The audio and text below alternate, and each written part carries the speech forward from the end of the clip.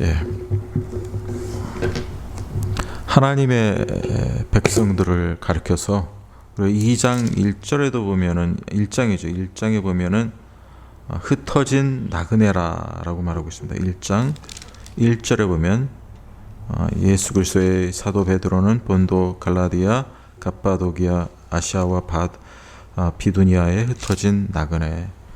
흩어진 나그네라는 것이 그리스도인의 정체성입니다. 영어로는 sojourner, stranger, elect, exile 그렇게 되어 있습니다. 흩어진 나그네가 예수님 믿는 사람들의 정체성이에요. 그런 spiritual identity라는 말입니다. 정체성은 우리가 누군가를 가르쳐주고 있습니다. 성경은 항상 믿는 자가 누군가, 구약에서도 하나님의 택한 하나님의 백성들이 누군가, 그것을 가르쳐주기 위해서 구약에서도 그런 음식의 규례든지 어떻게 정결하게 살아가야 되는지 그것을 가르쳐주는 거예요. 꼭 어떤 음식이 물론 하나님 앞에서 그게 부정한 음식이다라는 그런 것들을 가르쳐주면서 음식이나 그런 어떤 절차나 규례나 이런 것들을 가르치면서 하나님이 그 백성들에게 원하시는 것은 너희들이 누구냐, 하나님의 택한 백성들이 어떤 신분을 가진 자들인가, 이런 것들을 가르치기 위해서 그렇게 음식이라든지 어떤 규례라든지 이런 걸 가르치면서 하나님의 백성은 정결하고 거룩한 백성이고 그 거룩한 백성으로 이방 민족들, 이방인들과는 다른 삶을 살아가야 된다라는 뜻입니다. 그래서 이 거룩이라는 것이 하나님의 택함을 받아서 그 다음에 이 다른 무리들로부터 이게 선택받아서 이렇게 set apart, separated, 이게 이렇게 분리됐다는 거예요. 일반적인 믿지 않는 자들의 무리로부터 하나님의 택함을 받아서 정결한 자로 이렇게 세움을 받았다라는 의미가, 이 거룩의 의미가 있다라는 것입니다. 오늘 그런 의미에서도 여기서 보세요. 11절 사랑하는 자들 거류민과 나그네 같은 너희를 권하노니 영혼을 거슬려 싸우는 육체의 정욕을 지어라. 먼저 이런 나그네로 살아가려면요, 먼저 이 베드로 사도가 권면합니다. 너희를 권하노니 영혼을 거슬려 싸우는 육체의 정욕을 지어라. 영혼을 거슬리게 하는 것들이 있으면 안 된다. 근데 그 영혼을 거슬려 싸우는 게 뭐냐면 육체 정욕이라는 거예요. 여러분, 육체 정욕이라는 것이 어떤 성적인 그런 죄만이 아닙니다. 그건 sinful desire. 이 육체 정욕이 뜻하는 것은 우리의 몸에서부터, 우리의 인간적인 어떤 욕심과 탐욕으로부터 벗어 나오는 그런 모든 것을 함축하고 있는 것이 육체의 정욕입니다. 그래서 여러분들 골로새서에 보면 그런 내용이 잘 나와 있어요. 어떻게 우리가 크리스천들로서 살아가야 되는지를 여러분들 그 골로새서 보면은, 제가 성경 공부 때도 말씀드렸지만 육신의 그 탐욕을 다 버려야 된다라는 의미에서 그것이 하나님 앞에서 우상 숭배가 된다라는 말, 그런 의미가 제가 있었다고 제가 말씀드렸습니다. 하나님 앞에서 진정 무엇이 하나님과 걸림돌이 되는지 그것을 우리는 밝히 알아야 돼요. 내가 하나님과 관계 속에서 우리를 무엇으로 인해서 하나님과 바른 관계를 갖지 못하는가, 여기서 영혼을 거슬려 싸우는 육체 정욕을 제어하라, 이것을 제어하는 삶을 살아가야 되는 것이죠. 그런 측면에서 우리가 어떤 것들이 우리의 육체의 정욕인가, 어떤 정욕에 빠져서 살아가는가, 이런 문제들에 대해서 여러분들 생각해 보시기 바랍니다. 그런 문제들로 인해서 우리가 걸림돌이 돼서 쓰러지고 좌절하게 되면 하나님 기뻐하지 않으시다는 거죠. 그러면서 성경에서 뭐라고 말씀합니까?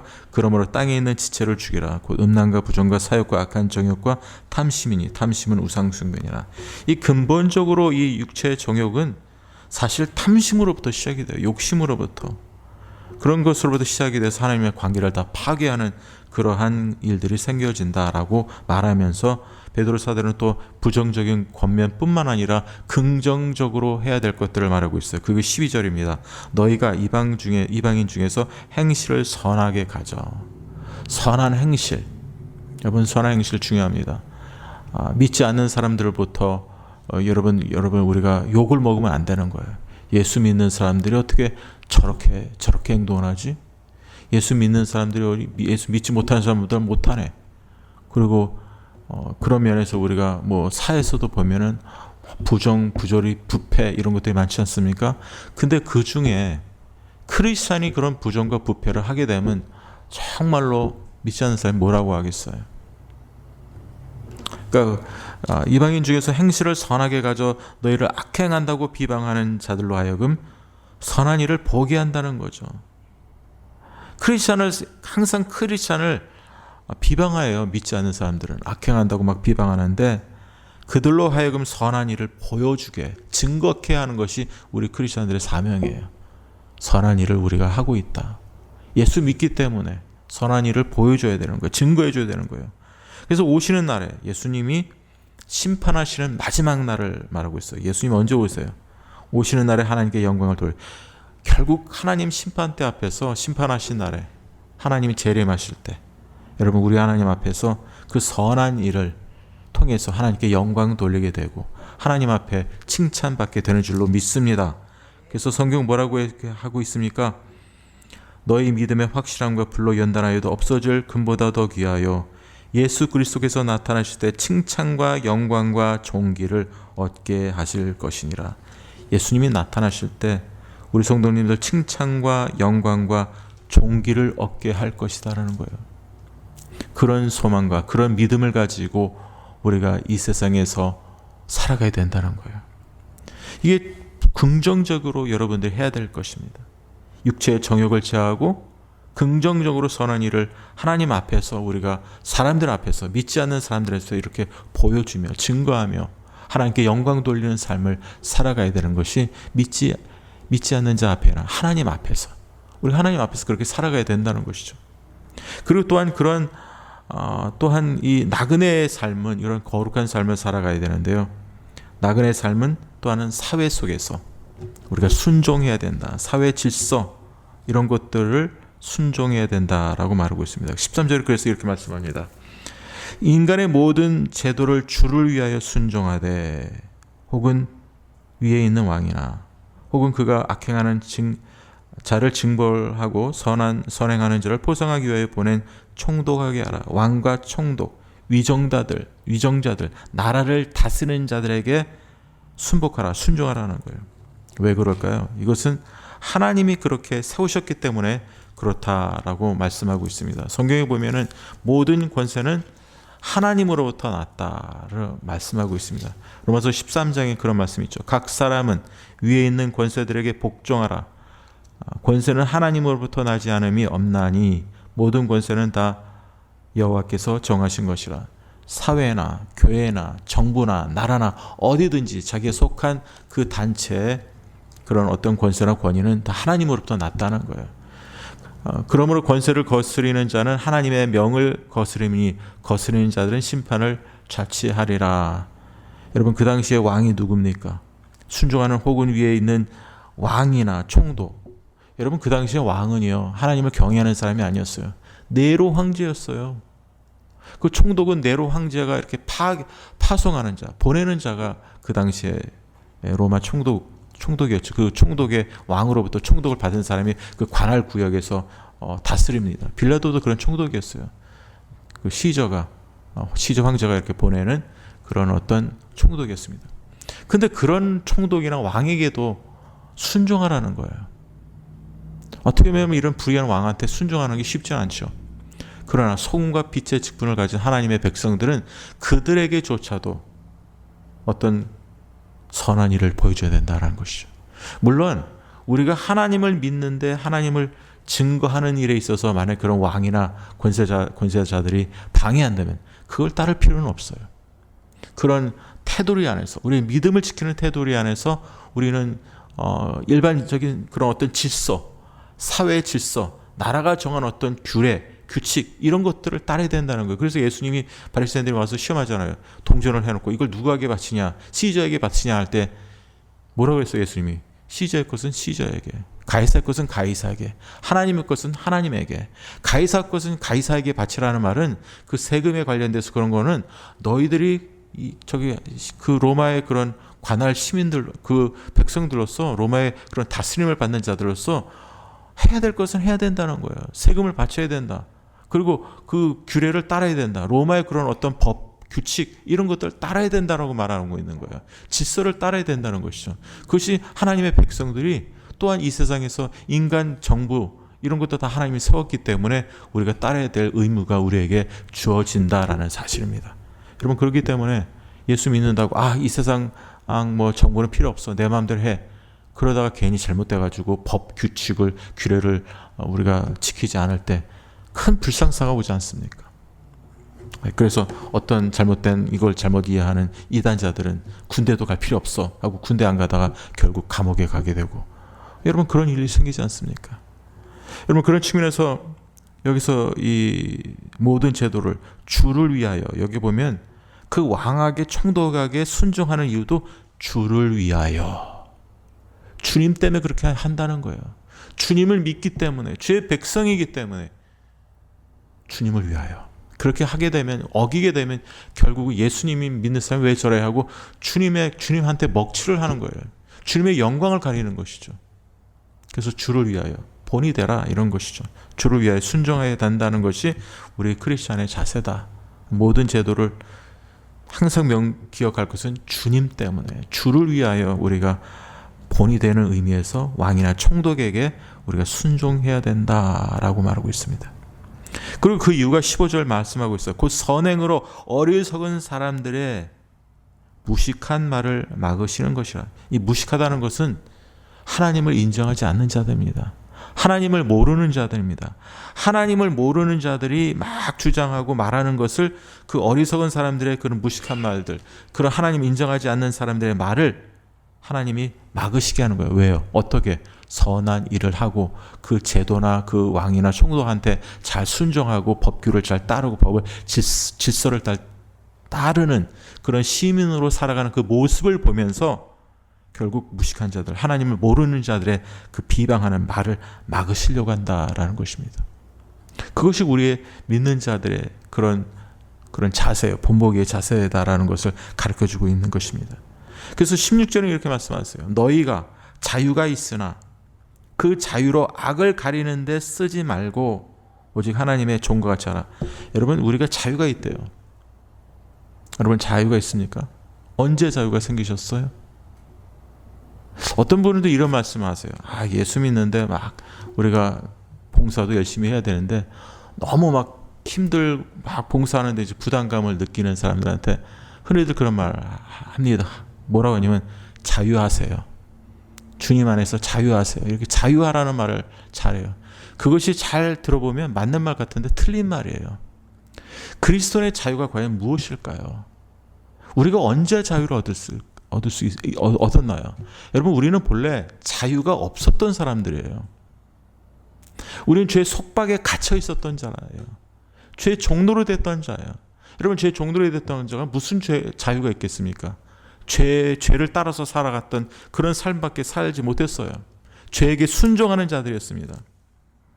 여러분 성경에 보면은 그런 말씀이 있어요. 또한 너희 지체를 불의의 무기로 죄에게 내주지 말고 오직 너희 자신을 죽은 자 가운데 살아계신 살아난 자 같이 하나님께 드리며 너희 지체를 의의 무기로 하나님께 주장하라. 너희 자신을 종으로 내주어 누구에게 순종하든지 그 순종함을 받는 자의 종이 되는 줄을 너희가 알지 못하느냐. 혹은 죄의 종으로 사망에 이르고. 우리가 과거에 예수님을 모를 때 하나님의 종이 아니라 죄의 종이었다는 거예요. 죄의 종에게 순종했어요. 우리가 힘이 없기 때문에 죄를 이길 수 있는 힘이 없기 때문에 우리가 죄에게 우리 자신을 종으로 내줬다는 거예요. 죄한테. 그래서 죄의 종로로 됐다는 거죠. 그래서 누구의 순종한지 그 순종함을 받는 자의 종이 되는 줄 너희가 알지 못하느냐. 혹은 죄의 종으로 사망에 이르고. 죄의 종으로 노를 하면 우리가 다 사망에 이르는, 이건 그냥 사망이 아닙니다. 멸망입니다. 구원받지 못한다는 거예요. 그러니까 우리는 아니죠. 우리는 죄를 짓지만 회개하고 돌이키는 그 가운데 성화의 삶을 살아가기 때문에 우리는 죄의 종로를 하면 안 된다는 거예요. 그런 의미에서 이런 의미입니다. 그러나 죄의 종으로 사망에 이르고 혹은 순종의 종으로 의에 이르느냐. 순종하면은 의에 이른다. 그러니까 우리가 구원받기 전에는 우리가 죄의 속박에 있었을 때는 우리가 죄의 종로를 하던 자들이었어요. 그러니까 우리가 자유함이 없었어요. 자유가 없었어요. 프리덤이 없었다는 거죠. 근데 진정 우리가 이 자유를 받게 된 것은 그리스도가 십자가에 못 박혀 죽으심을 그의 구속함, 그의 속죄 제사를 통해서 우리가 죄의 결박으로부터, 죄의 속박으로부터 우리가 자유하게 된 자들이에요. 생명을 얻고 구원을 받았다는 의미가, 그 하나님의 은혜로 우리가 구원을 받았다는 의미가, 새 생명을 얻었다는 의미가 죽었던 자가 살아난 거예요. born again, resurrection. 죽었던 자가 살아났다는 것은 새 생명을 얻은 거예요. 그 새 생명을 얻은 자가 자유가 있어요. 에베소서 2장 1절에 뭐라 했어요? 너희가 허물과 죄로 인해서 죽었나니 하나님의 그 크신 은혜와 사랑으로 말미암아 너희를 일으키셨다고 했습니다. 그렇기 때문에 예수 그리스도에서 우리를 죽은 자에서, 그런 죽음에서, 영적으로 죽음에서 일으키기 전까지는 우리는 완전히 죄 가운데서 죽어 있던 자예요. 우리에게는 자유가 없었던 자예요. 죽었는데 무슨 자유가 있어요? 죽어서 죄로 인해서 죽은 사람은 죄에 대한 것만 선택합니다. 죄 정도로 답니다. 그러면 이게 뭐냐면 죄 정도로 답면서 이게 죄인지를 모르는 거예요. 그러면 세상 밖에 있는 사람들 죄 짓죠? 그 사람들은 자기가 지금 죄 짓는 거를 몰라요. 그러니까 세상 속에서 죄 가운데 사는 거예요. 근데 우리 성도님들은 죄 종류로 다 죄를 짓, 이거 죄구나. 깨닫는 거예요. 구원받은 사람의 차이가 이거예요. 내가 지금 죄를 짓고 있구나. 내가 잘못하고 있구나. 내가 또 하나님의 말씀에 어긋나는 불순종하는 삶을 살아가고 있구나를 깨닫게 해주시는 것이, 그리고 회개하는 것이, 돌이키는 삶이, 그것이 구원받은 자의 삶입니다. 구원받은 사람도 여전히 죄를 져요. 그러나 죄가 우리를 지배하지는 못합니다. 죄가 왕노릇해서 우리를 꽉 눌러버리고 우리를 지배하는 그런 삶을 사는 것은 신자의 삶은 아니에요. 죄가 왕노릇하게 되죠. 그럼 믿지 않는 사람이에요. 여러분, 죄가 우리를 지배하는 게 아니라 누가 우리를 지배하냐면 성령님이 우리를 지배하는 거예요. 그게 성령 충만이에요. 성령님이 예수 믿는 사람에게 성령을 주실 뿐만 아니라 성령님께서는 우리를 지배하기를 원하세요. 그래서 지배하지 못할 때, 지배함을 받지 못하고 내 마음대로 살아갈 때, 그때 성령 충만하지 못한 거예요. 그래서 우리가 회개해야 되는 거예요. 말씀을 통해서 우리 자신을 깨닫고 성령님 통해서 기도하는데 우리 자신을 깨닫게 해주십니다. 내가 지금 성령님의 지배를 받지 않고 내 마음대로 살아가고 있구나 하고 나의 잘못된 점을 하나님의 말씀을 통해서 기도하는 가운데 깨닫게 하십니다. 그리고 회개시킵니다. 그것이 믿는 자와 믿지 않는 자의 차이입니다. 자, 보세요. 그래서 너희는 자유가, 이제는 구원받은 자니까, 구속받은 자니까 자유가 있다라는 거. 있으나 그 자유로 악을 가리운 데 쓰지 말고, 악을 가리운다는 뭐냐면 커버하는 거예요. 커버. 어떤 물건을 이렇게 커버하는 거예요. 이렇게 덮어 씌우는 거예요. 보자기 같은 거로 물건이 있는데, 예를 들어서 물건이 있는데 어떤 보자기 같은 거 덮어 씌우는 것으로 가려버려요. 그럼 그게 보이겠습니까? 안 보이죠. 근데 만약에 여기서 악을 어떤 거 덮어 씌운다는 거 자유가 있는데, 그 자유로 악을 가려버리는 거예요. 무슨 말이냐면 내가 죄를 졌습니다. 악을 행했습니다.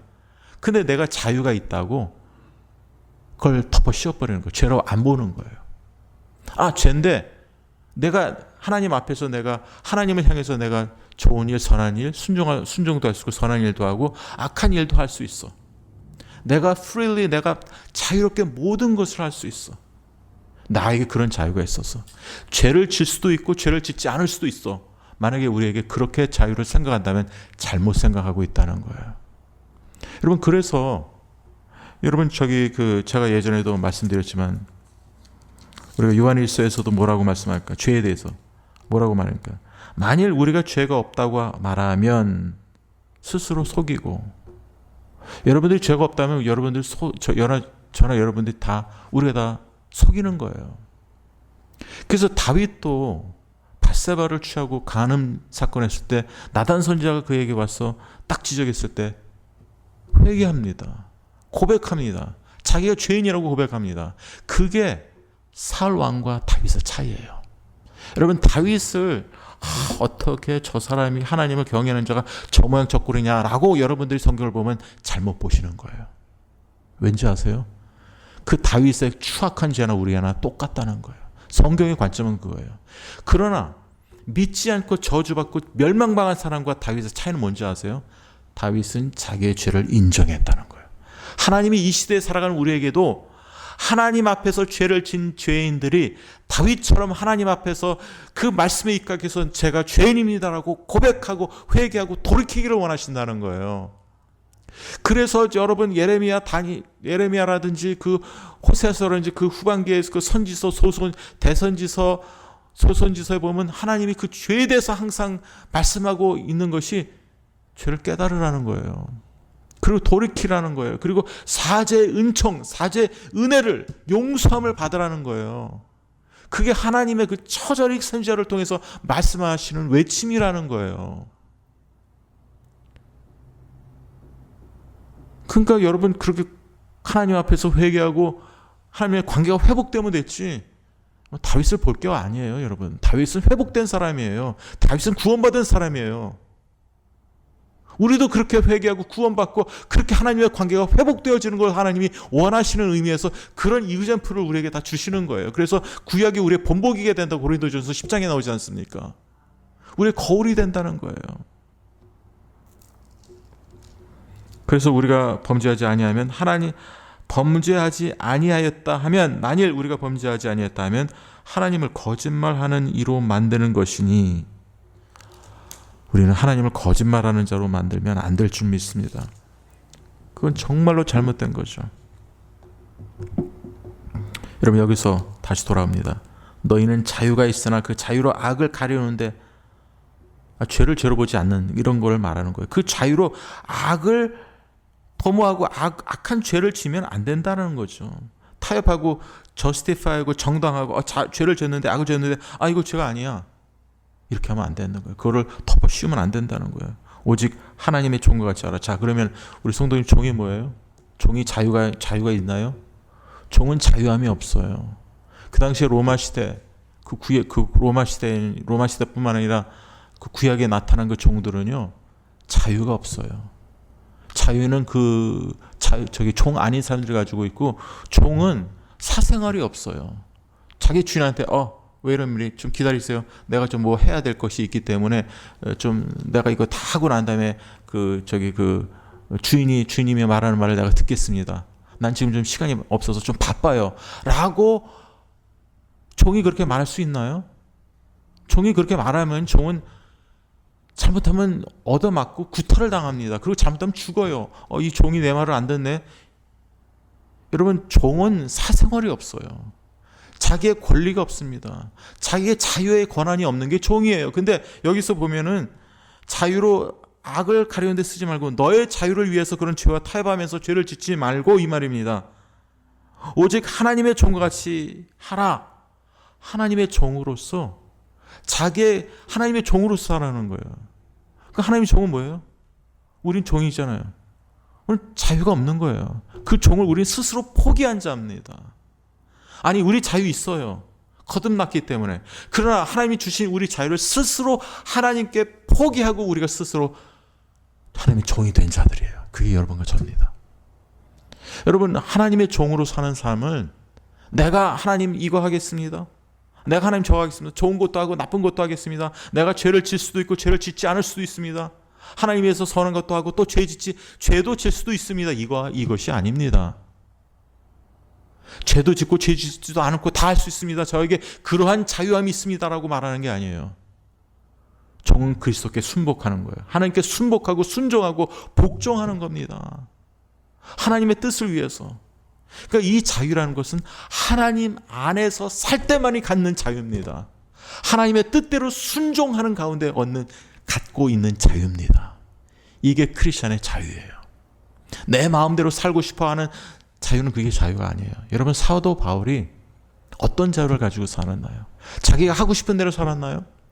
여러분, 고린도 후서에 보면 자기가 막 매도 맞고 강에서 동족의 위험도 받고 막 사람들한테 막 구타도 받고 돌로 맞아서 죽을 뻔한 그런 모습을 보여주지 않습니까? 그게 사도 바울의 자유였어요.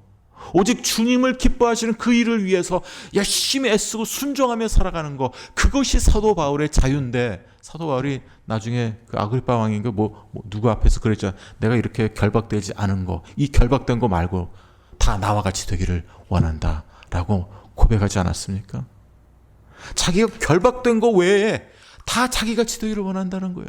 그것이 사도 바울이 가지고 있는 주님 안에서의 자유였다는 거예요. 그 자유는 자기를 위한 자유가 아니라 철저히 하나님의 영광을 위해서 하나님의 뜻을 이루기 위한 자유였다는 거예요. 이것이 크리스천의 자유입니다. 그런데 그런 크리스천의 자유는 그런 자유를 행사할 때마다 우리가 알아야 되는 것이 괴롭다, 스트레스 받는다, 자유의 어떤 멍에를 씌운다, 이런 게 아닙니다. 이런 그리스도 안에서 발견된 이 자유는 기쁨의 자유고 감사의 자유입니다. 그런 기쁨과 감사의 자유를 가지고 은혜로 말미암은 이 기쁨과 감격의 감사의 자유를 가지고 여러분들 그리스도의 종, 하나님의 종으로 사시길 바랍니다. 그래서 하나님의 종과 같이 하라라는 말은 어떤 영어 성경에서 하나님의 종과 같이 살아라, live as servant of God, 하나님의 종으로 살아가라, 이렇게 표현하고도 있습니다. 그렇게 하나님의 종으로 살아가는 자들 어떻게 살아가야 될까요? 17절, 뭇사람을 공경하며, 이 뭇사람은 믿지 않는 사람이나 믿는 사람은 다 말하는 거예요. 모든 사람을 공경하며 형제를 사랑하며, 이건 믿는 자이겠죠. 형제 자매, 믿는 자들 형제를 사랑한다. 그러니까 딱 두 가지를 가르쳐주고 있어요. 하나님의 관계, 사람과의 관계. 하나님의 관계에 있어서는 어떻게 해요? 여기 그 다음날 하나님을 두려워하며, 하나님을 두려워야 된다는 거예요. 그리고 형제를 사랑하고, 그리고 인간과의 관계 속에서, 이것도 인간과 형제는 인간과의 관계죠. 근데 인간관계에서 한 스텝 더 나가서 믿지 않는 자와의 관계도 얘기해 주세요. 그것은 모든 사람을 공경하고, 그 다음에 왕을 존대한다. 왕은 네로 황제 같은 그런 정말 악한 왕입니다. 그런 왕에 대해서도 존대하고 공경해야 되고, 믿는 자를 대해서는 사랑하고, 또 하나님의 관계 속에서는 하나님을 두려워야 된다라는 이런 관계에 대한 문제를 가르쳐주고 있어요. 그것이 정말 하나님을 경외하는 자요, 하나님의 종으로 살아가는 자의 모습이라는 거예요. 여러분, 하나님의 종으로 사시길 바랍니다. 여러분의 자유를 기꺼이 주님을 위해서 포기하시고 그의 영광을 위해서, 그리고 그분이 주시는 그 구속의 영광 가운데, 그 구원 안에서 여러분이 누리는 참된 그 자유함을 행사하시는, 자유함을 주님 안에서 하나님께 드리며 종으로 순종하며 살아가시는 여러분들과 제가 되기를 간절히 소원하고 축원합니다. 여러분, 왜 그렇게 살아가야 되느냐면요, 우리가 그렇게 살아가야 되는 이유가 바로 그리스도의 고난 때문에 그렇다라고 말씀하고 있습니다.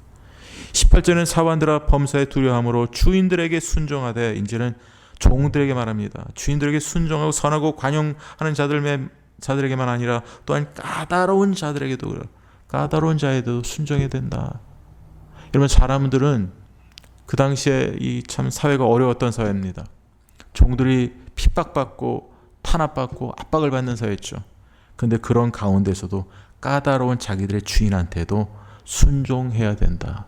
소금과 빛의 사명을 감당하기 위해서 그렇게 살아가야 되는 거예요. 본이 되어야 되는 거예요. 그래서 19절, 부당하게 고난을 받아도 하나님을 생각함으로 슬픔을 참으며 이는 아름다웠다라고 말하고 있습니다. 여러분, 고난을 받아요.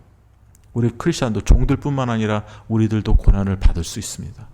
근데 고난을 받아도 슬픔을 참으면 이는 아름답다. 왜 그럴까요? 하나님을 생각함으로. 그 이유가 하나님 때문에.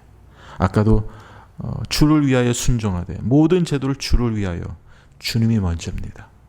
주님을 의식하기 때문에, 주님을 생각함으로. 여기 주님을 생각한다는 말 어떤 게, because he is conscious of God.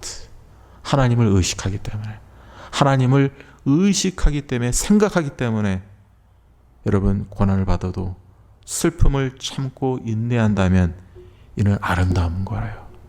왜냐하면 나중에 분명히 그것은 하나님 앞에 상급을 받기 때문에, 존귀와 영광과 칭찬을 받기 때문에 그것은 아름답다라고 말씀하시는 거예요. 하나님 때문에 받는 고난, 하나님을 생각함으로 인해서 슬픔과 고난을 참는다면 그건 아름다운 것이죠. 이 세상에 살아가면서. 20절, 죄가 있어 매를 맞고 참으면 무슨 칭찬이 있어요? 자기가 잘못해서 고통을 받는다면 무슨 칭찬이 있겠냐 이 말이죠. 그러나 선을 행함으로 고난을 받고 참으면 하나님 때문에 이는 하나님 앞에 아름다우니라. 하나님 앞에 아름답다는 거예요. 선을 행하고 고난을 받고 참으면. 그렇기 때문에 그러한 맥락에서 앞에 말했던 모든 것이 되어집니다. 하나님을 생각하고 하나님을 의식하기 때문에 우리가 불의한 왕에게도 순복하고, 그런 질서도 하나님 세우신 질서이기 때문에 우리가 순종하고 따르고, 그리고 선행으로 어리석은 사람들이 무식함을 막게 하시고, 이 모든 것이 나그네의 삶이기 때문에 그렇게 살아가야 된다라는 것이죠. 나그네가 어떻게 살아가야 된다는 것을 가르쳐 주고 있어요. 근데 고난을 받고 참고, 하나님 앞에서 이 고난을 참고 선을 행하며 고난을 받습니다. 참습니다. 그런 삶을 위해서 21절, 이를 위해서 고난받고 참는 그 삶을 위하여 너희가 부르심을 받았나니.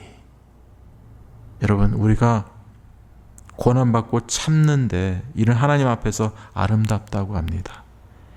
이런 아름다운 삶, 고난을 받고 참으면서 하나님이 인정하시는 아름다운 삶을 살기 위해서 하나님이 여러분과 저를 부르셨다는 거예요.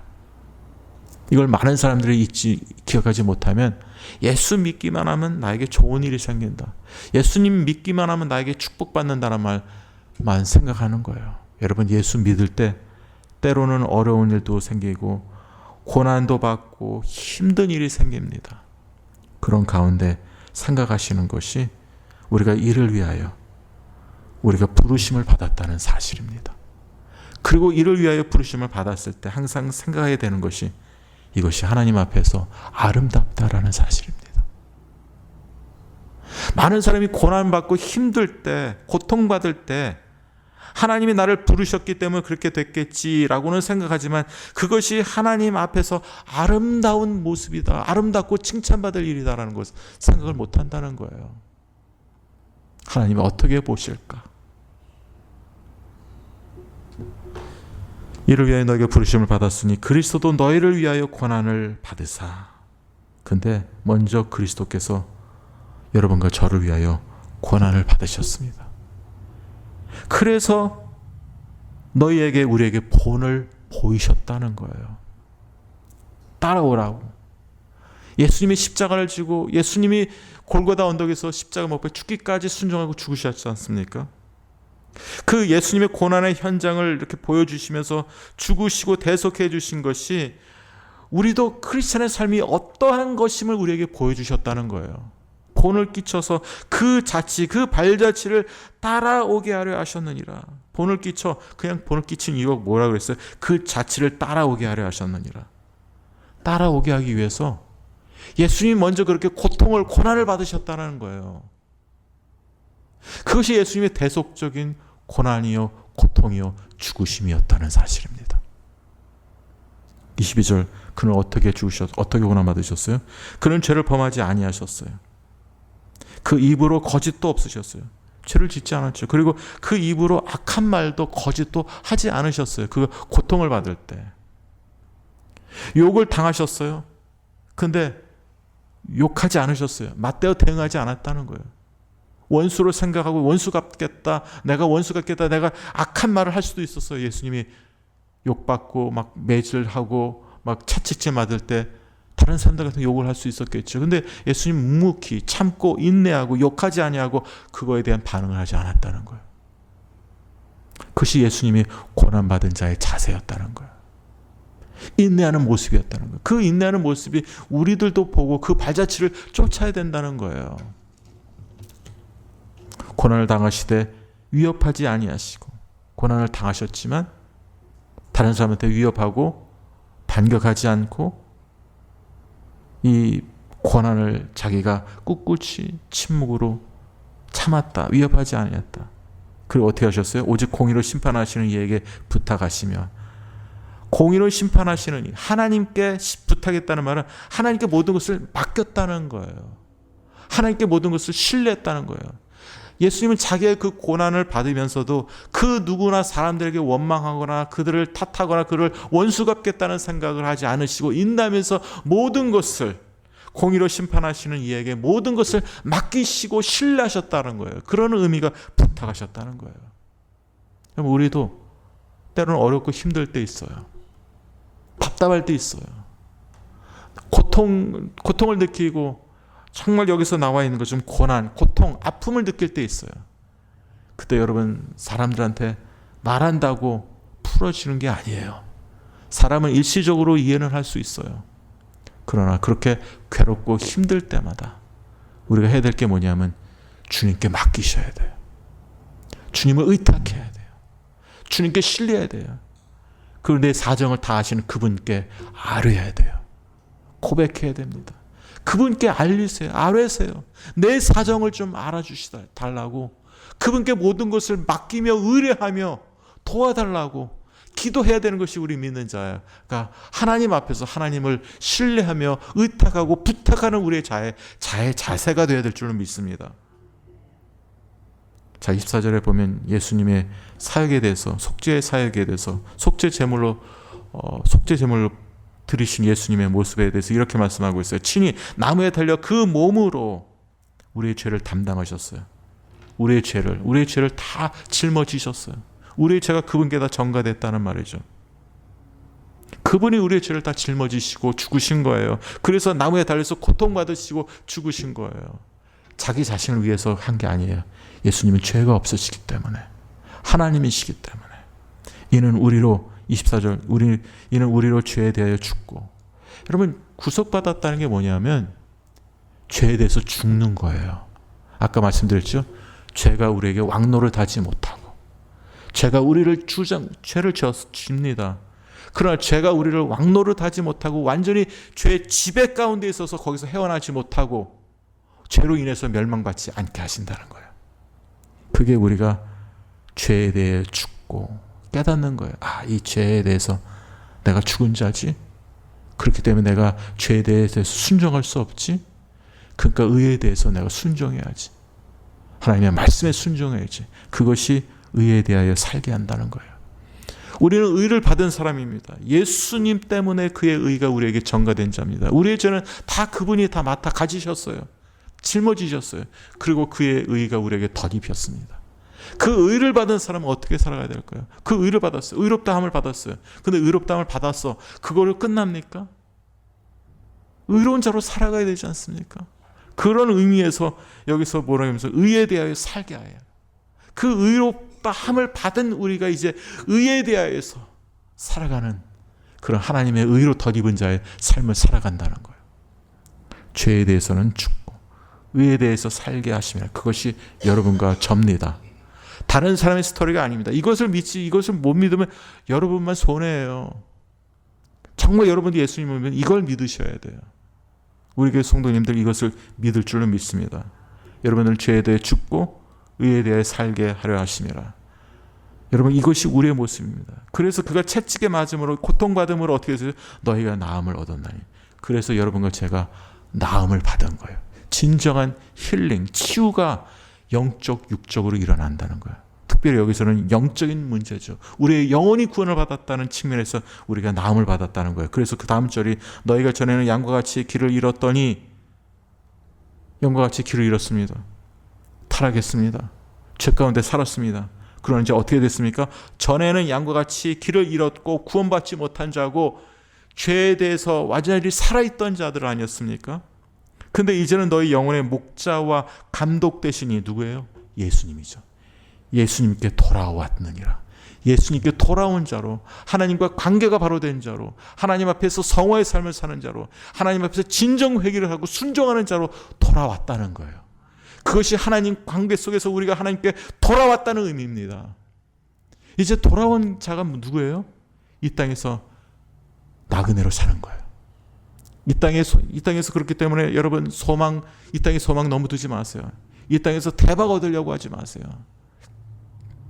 이 땅에서 대박이 아니라 우리는 천국에서의 대박을 받아야 돼요. 천국에 우리가 대박을 누릴 거예요, 우리가. 근데 자꾸만 이 세상에서 대박을 누리고 세상에서 뭔가가 끝내주는 일이 벌어질 거라고 생각한다면 여러분 천국에 있는 소망을 바라보지 못하는 거예요. 천국의 면류관 상급을 바라보지 못하는 삶을 살게 되는 거예요. 이 땅의 삶이 우리의 인생의 궁극적 소망이 아니라 천국의 소망이 궁극적 소망입니다. 그것이 거르자여 나그네로서 우리가 이 땅에서 살아가야 되는 줄 믿습니다.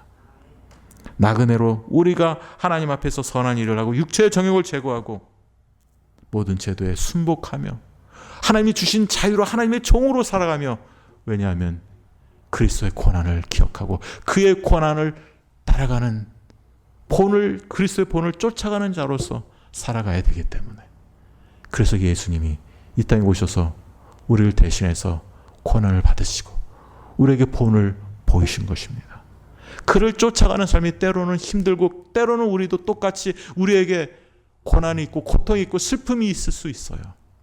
그러나 그 삶이 아름답다는 삶, 하나님께서 칭찬과 연기로 존귀케 해주신다는 이 사실을 잊지 말고 영원의 목자 되신 우리 주님께 돌아온 삶으로 이제는 죄에 대해서 죽어진 자로서, 그리고 의에 대해서 사는 자로서 점점 성화되며 말씀에 따라 순종하며 성화되는 순종의 삶을 살아가는 여러분과 제가 되기를 간절히 소원하고 축원합니다. 기도하겠습니다.